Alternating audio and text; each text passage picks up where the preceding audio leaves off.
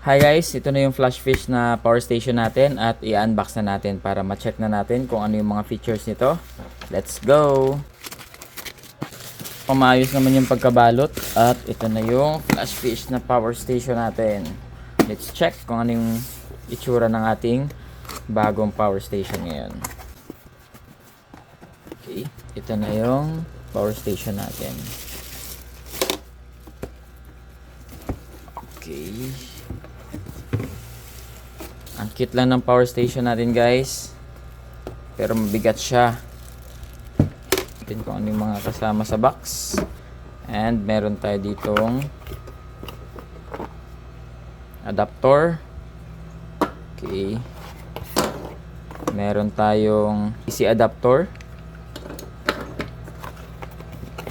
And meron tayong car charger.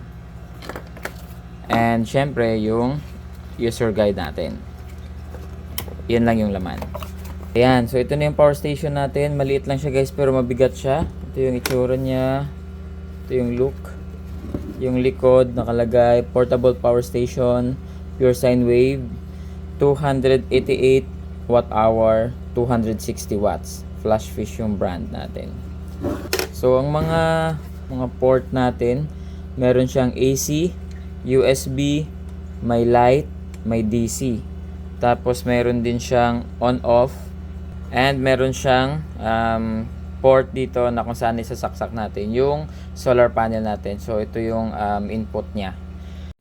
And meron siyang USB 3.0 tapos isang 5 volts and isa pang 5 volts na USB. And then syempre meron siyang type C.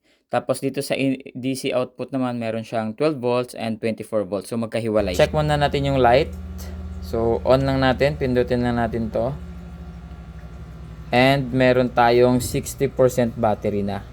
So, pag pinindot natin yung light, ayan, maliwanag siya. So, isang pindot ba, off na. And then, meron tayong AC. AC. So, pag napindot na natin yung AC, magre-green siya and meron tayong 0 watt na output. Kasi wala pa naman nakasaksak. Tapos, pwede mo din i-click yung USB kung gagamitin mo tong USB output natin. So, yung AC natin dito siya.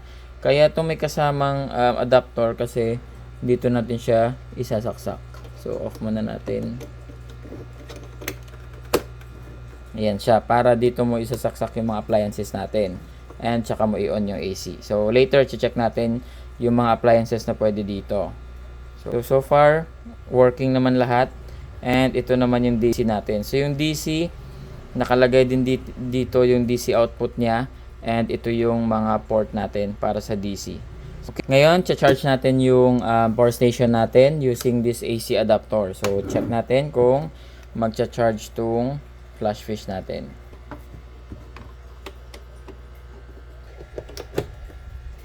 So check natin. Ayan, nagcha-charge yung power station natin and ang input natin is 43 watts. So again, may warning dito guys na pwede mong basahin para malaman mo kung ano yung mga hindi pwedeng gawin dito sa power station natin at para maiwasan yung pagkasira din ito.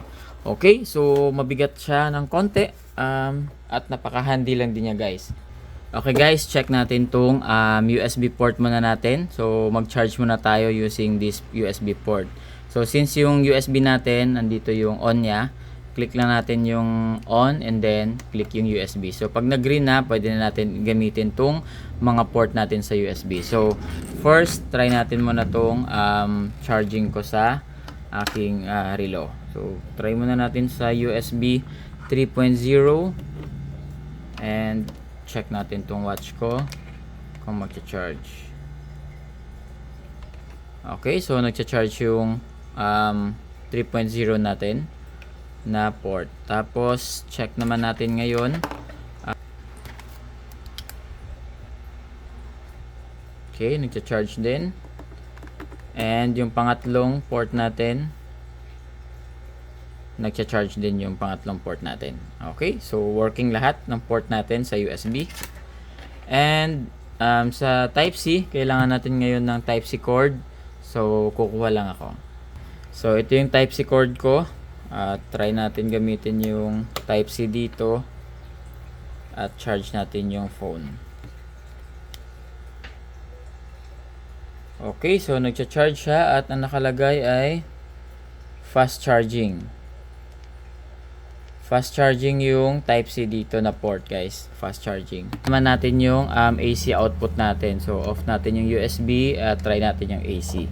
AC, guys, kailangan natin ikabit tong adapter natin para magamit natin tong saksakan. So, push lang natin ng konti. Okay, so ready na siyang gamitin. So, try natin magsaksak ng device.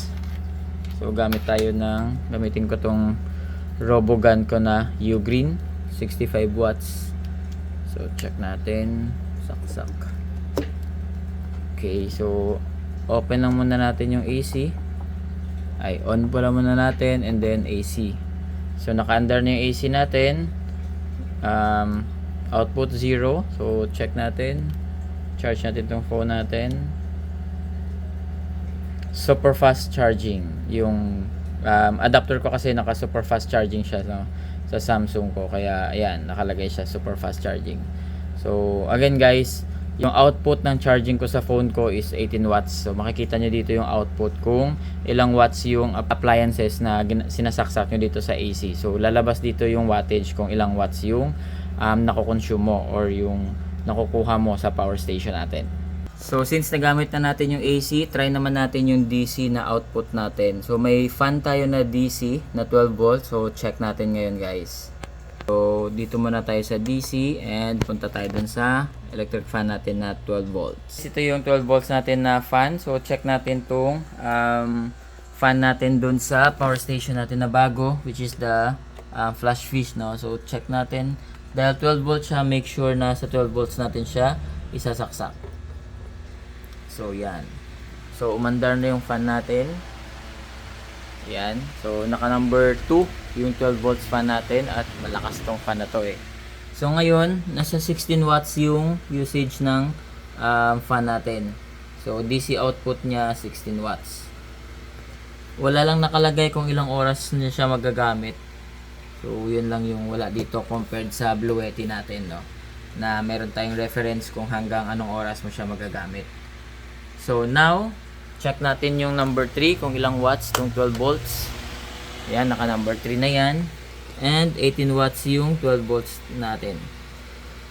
So, yan. So, working din guys yung electric fan natin. So, try naman natin yung AC na electric fan natin, yung regular na sinasaksak natin sa ating Meralco. Okay guys, ito naman yung AC fan natin at itatry natin isasaksak sa ating power station sa AC naman guys. So, check natin. Okay, AC on. On muna natin. Naka-on. And naka number 1. So, yung number 1 ng AC natin guys, 40 watts na agad.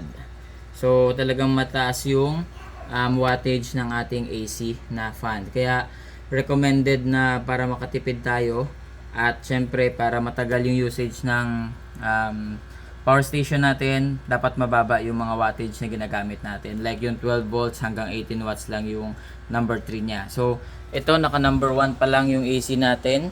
40 watts na. So, pag naka number 2, 44 watts na siya. So, pag naka number 3 na AC fan, which is 48 watts na. Or 49 watts na. Guys, try naman natin ngayon yung laptop. I-charge naman natin yung laptop natin. So, ito yung laptop natin. So, guys, meron tayong RoboGun dito na 65 watts and kaya niyang i-charge tong ating laptop. So, try natin. Okay, naka-on na yung AC natin. And saksak natin tong ating laptop. Ayan, naka-charge. And yung output natin, 22 watts. So again guys, pag nag-brown out, walang kuryente sa bahay nyo, kailangan mo mag-charge using your power station, sa laptop, sa cellphone, kung ano mga appliances na below 260 watts, kayang-kayang gamitin tong power station natin. So again, ideal to for camping, emergency, no, pag nag-brown out nga. And yun, maganda to pang travel kasi bit-bit mo lang siya, tapos pwedeng nasa tabi mo lang, saksak mo lang yung mga gadget mo dito. Pwede kang gumamit ng extension cord para mas madami ka pang magamit na appliances na mag-charge, no, especially sa mga cellphone.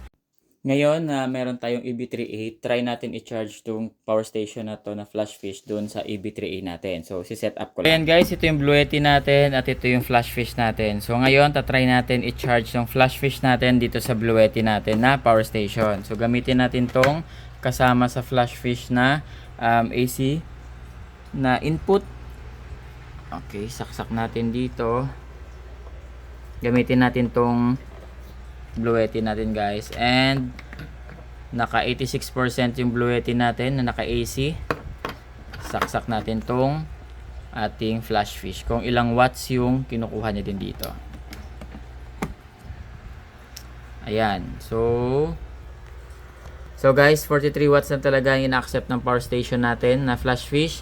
And kung mapapansin nyo sa Blue Yeti natin, 76 watts yung binibigay niyang output, no, sa flash fish natin. And try naman natin next time to i-charge using the flash fish na 100 watts na foldable solar panel natin. So ito yung foldable na flash fish solar panel natin na pwedeng igamitin to charge yung ating flash fish na power station. So abangan nyo yung video na yun guys, para malaman natin kung ilang watts nga ba din ang maha-harvest natin dito sa ating flash fish na solar panel to our power station na flash fish din. So yun guys, thank you for watching and follow me for more video like this. Yun lang, God bless, bye bye.